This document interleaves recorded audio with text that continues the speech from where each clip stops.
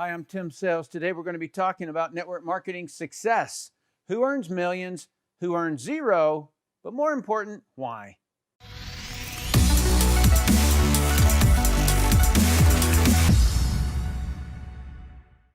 Okay, so this particular video was inspired by an interview that I watched concerning stock investments. And this gentleman is Ray Dalio, and what he said was phenomenal. He goes, the top 0.1% of the population's net worth is equal to about the bottom 90% combined. I'm going to illustrate this. Okay, so here is the bottom 90% of the US population, and then this is about 9.9%, and then that little tiny thread right there would be the top 0.1%. Okay? And their wealth is equal to the bottom 90%.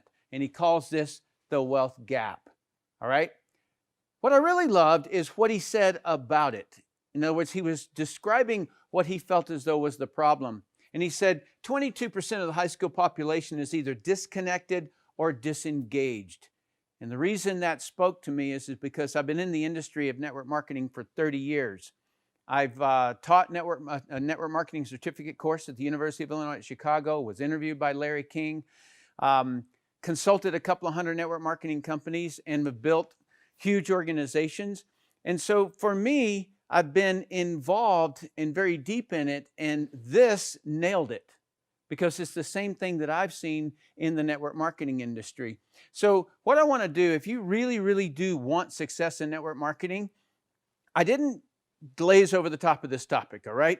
I really drilled down into it so that you can really get a conceptual understanding of what it takes, okay? So let's dive in. So this right here is a grid that I created, and let me walk you through the levels here. Okay, so these are the columns I'm going to be talking about. This is the ability, right? Everybody knows that there are some people who are bad at network marketing and some people who are elite, and there's levels in between. And if we were in school, the grade would be an F student would be bad, a mediocre student would be D, good student C, excellent would be B, and an elite would be A, okay? And so then over here is this column that I created called relationships, which is basically what does this person do to their relationships. And this is their activity level, this is their knowledge level, and this is the generalized income in that particular category. So let's run through these real quick.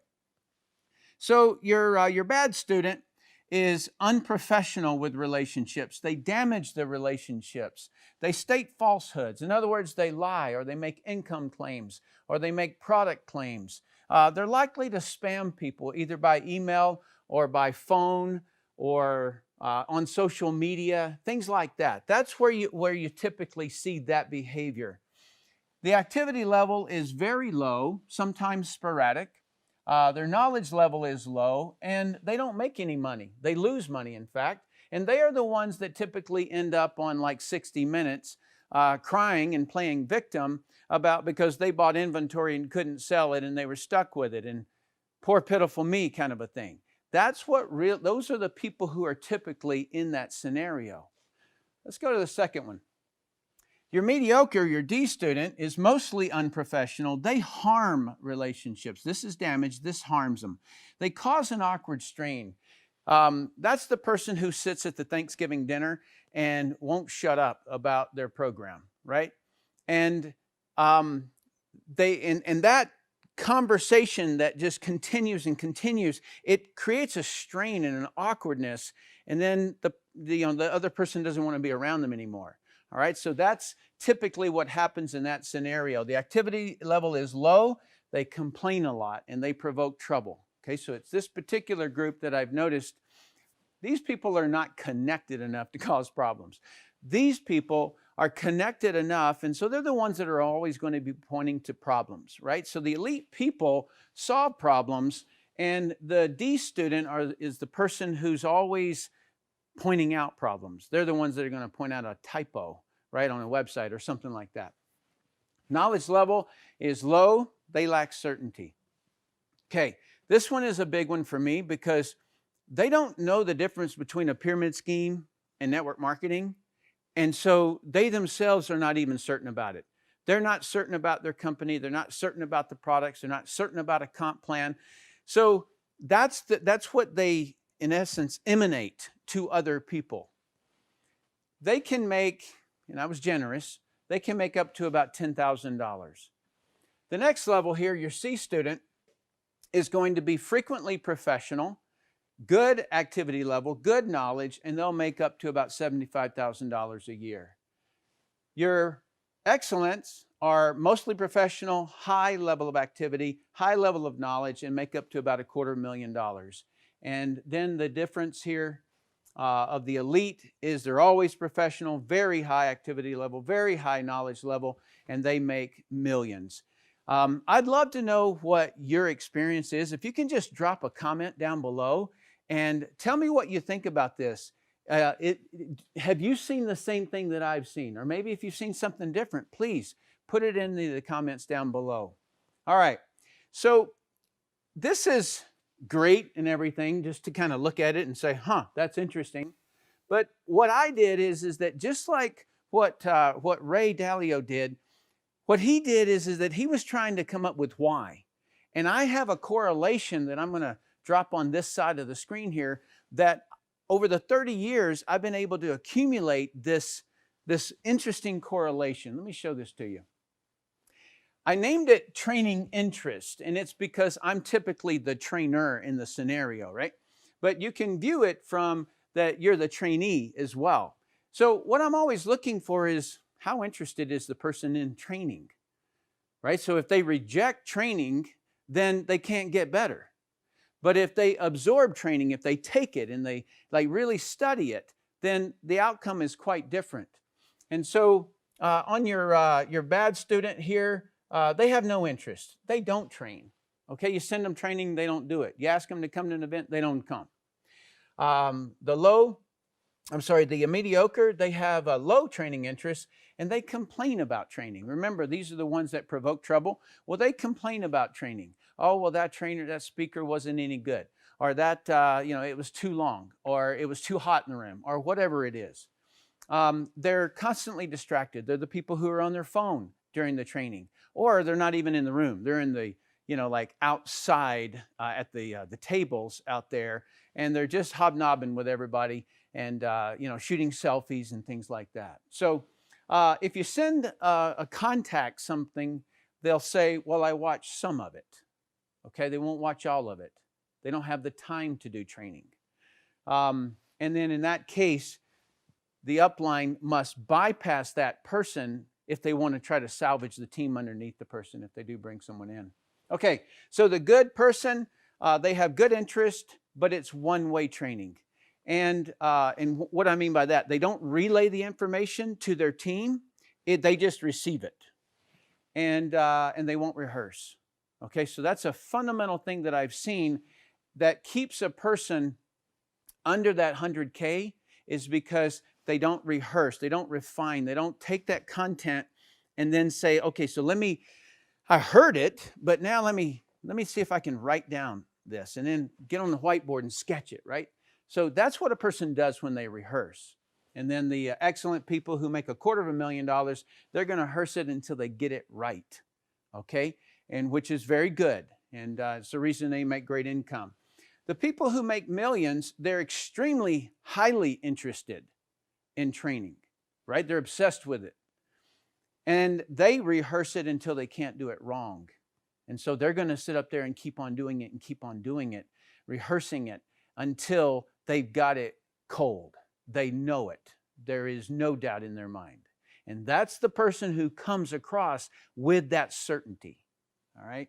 So if you were to just take a look, and this should be pretty obvious, but let's say you have 4 students who go to a school or show up in a training.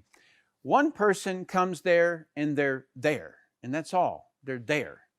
Okay, so they're sitting back, they watch. They're more interested in what's going on over here, and somebody starts opening a candy wrapper, they're over there looking at what they're eating, and so they're just kind of disconnected, just like what Ray Dalio said. They're disconnected.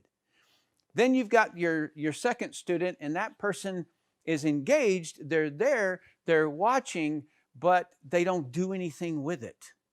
All right, so they're interested in the topic, but it's more from they want to create an opinion out of it.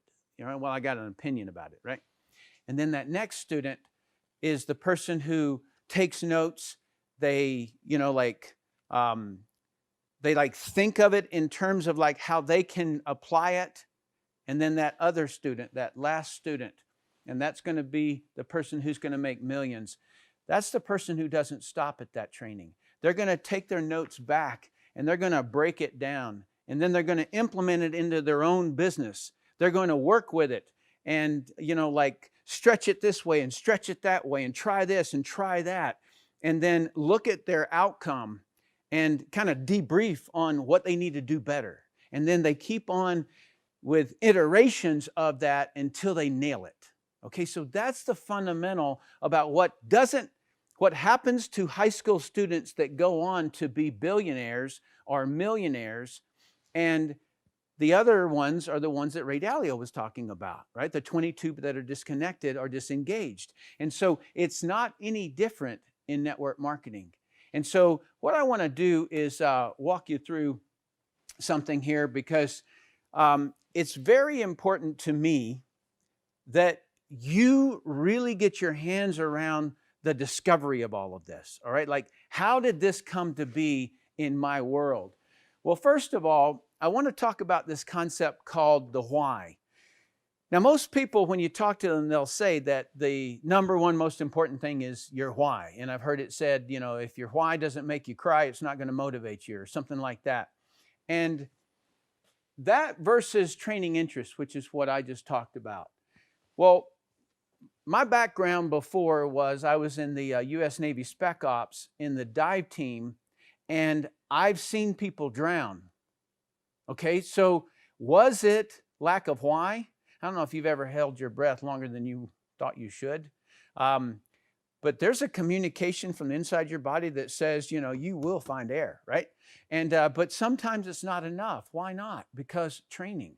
And it's the reason that U.S. Navy Dive School is 22 weeks long, right? Where, you can go get a PADI course for what, like 2 hours?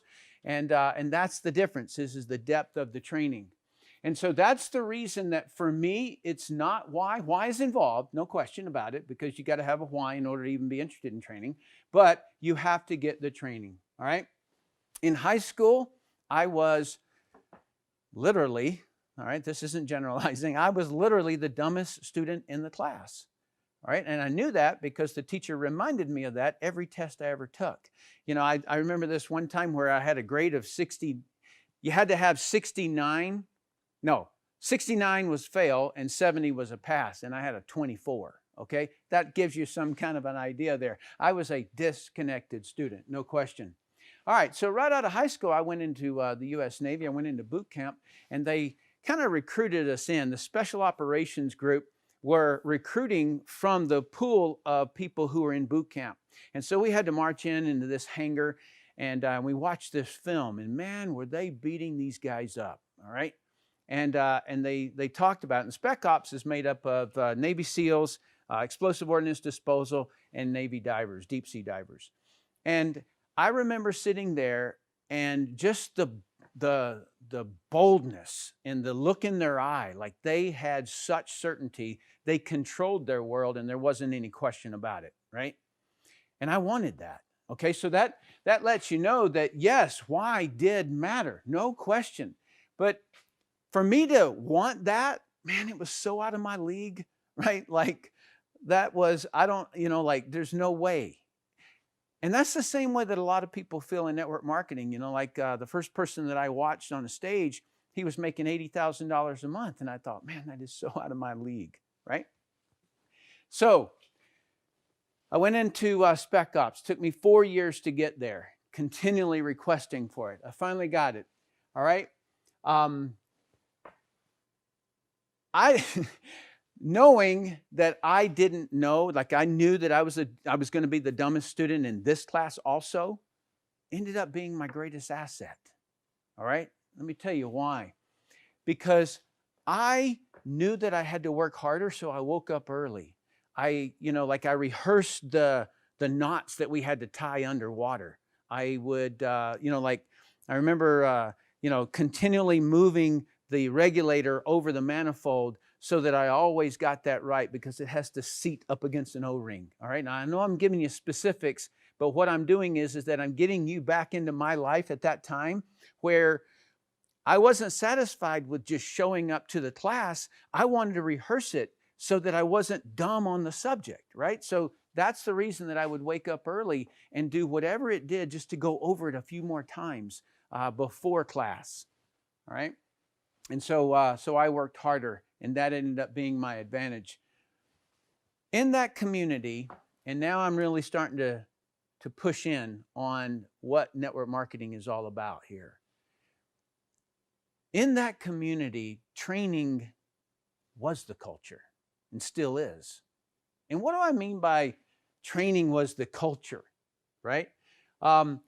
Instructors assumed we knew nothing, just as we as leaders should assume that the new person knows nothing, all right? The first people that they cut, and they cut most of the people out of the class, the first people they cut were the arrogant ones.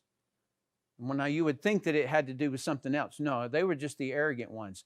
And what the instructors later told us is the arrogant people who think they know, they can't learn. And they are constantly the ones who cause problems on the battlefield. And so they were the first ones cut. So what do I mean by training was the culture? We leaned on training, like this table right here. I'm leaning on it. That is what our support was. Okay, so let's say that we've got a guy and he can't quite figure out how to calculate the dive tables. Well, what do we lean on? We lean on training. What else could we lean on? Well, he doesn't have a big enough why. We can't solve that, right? But we can solve training. We can get the guy down and we can sit down and we can just keep doing it over and over and over until that person does it right, and then keep on doing it until he can't do it wrong. And so that's the reason that the entire team was devoted to training. And that's why I say we leaned on training, because there was no other thing that we could lean on that would solve the problem. Okay? So, network marketing. I answered an ad in newspaper just to try to go to settlement on a house that I'd put money down on, right? And so what I was trying to do was just basically find something that I could do just on a part-time basis so that I could go to settlement. And so I thought, well, I'd sell Cutco knives or something, right? Even though I never sold anything in my life. And the ad, as I went through the Washington Post newspaper at the time, now this is going back like in 1989, every single one of the ads said experience required, 2 years experience required, 4 years experience required. Well, I didn't have any experience. And so, but there was one ad that stuck out. It had these two words, will train, all right? And it was way out of my league, because there was the amount of money that they said that you could make was completely out of my league, right? So what did I lean on? Training. I answered the only ad that said will train. All right, it was like it spoke to me. Because nothing is unknowable. You ever think about that? Like there's nothing unknowable in the whole world. Everything gets better with the right training. If you want to get better at fishing, train. If you want to get better at cooking, train. If you want to get better at videography, my videographer's behind you there, train, right? He trains all the time. He's always getting up, training up on the new gear. And so there's just nothing that if you get the right training that you don't get better at. And now with this, I also have to kind of warn you a little bit. Training is relative.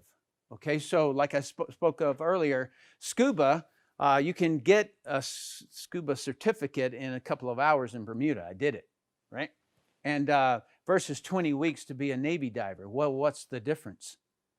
Well, one teaches you how to blow bubbles. The other one will teach you how to save your buddy's life. He's going to teach you how to, detect exactly what's going on when a person might have some sort of problem coming up after diving, and how to saw your way out of a kelp bed or whatever it is, right? So we learn all those things. And then there's also the pedantic nature of training. And what that means is that if somebody's overly obsessed with the study and doesn't necessarily ever apply it, well, that typically is where a person's just always receiving training and they never apply anything. And so the kind of training that you want to deliver is that kind of training that they can then turn around and implement it into their lives. All right. And so then, so this channel that I'm doing right now is to basically share with you what and how I do all of my training. All right, so that way, and I've created a 6 to 7 figure income for the last 27 years. All right, so do me a favor now.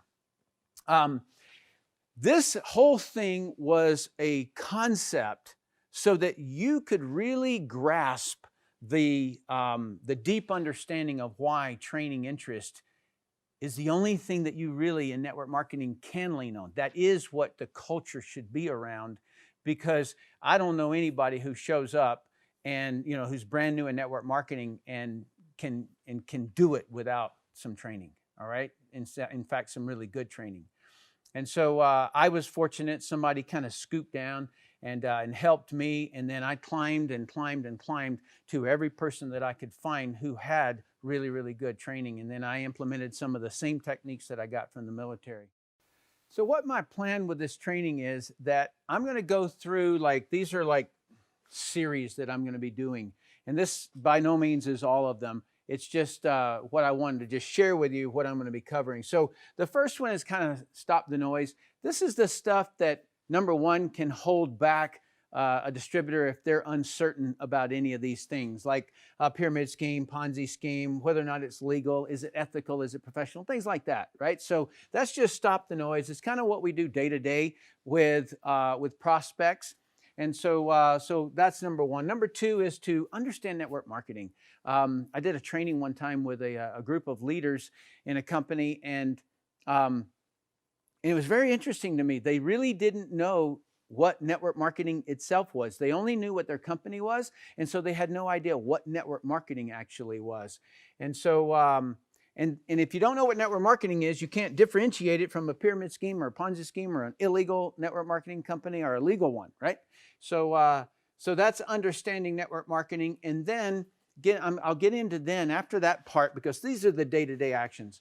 And then this is building. How do you build, right? So I have something called the training runway, where you got to have the right timing to where that you train them enough so they don't plow into the wall. But you've got to get them to flex their wings a little bit to take flight, right? If the runway is too long and they train and train and train and train and train, they'll never get out of that as an occupation. So they'll be professional networkers who never make a penny. And then just like what to do, and then what are my daily actions, right? So like I have had the same daily actions for around 29 years. Then so they really, really are the daily actions that make money. And then generating leads, what to say it, how to follow up, and then how to start new reps. And then of course there's leadership. And as the very, very old book says, that there are no bad teams, only bad leaders. And I have seen that again and again and again. The leader is the one who sets the standards. What's the performance of the daily actions? What do they do? And so you set that standard, you get everybody to it, and then you raise the standard and get everybody to it and you raise the standard. All right, and so there's techniques in how do you go about doing that. And so, so you just keep on repeating that. So this is what I'm going to be covering. If you have training interest, then I highly recommend that you subscribe to the channel. When you hit the subscribe button, also click the little bell so that you get notified when I come out with new videos. And then most of all, I really want you to comment down below. Give me subjects that you want me to cover, because I love those. And then I like to read like what you thought of different parts of what I covered here, because it helps me articulate it better next time or whatever. So regardless, I so appreciate you watching the video. I look forward to seeing you in the next one.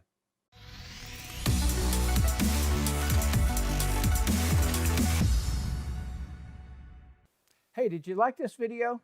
If you did, share it with your teammates. The more people that we can get to understand that we lean on training, the better the whole industry is going to be. And so, and also you, how about you?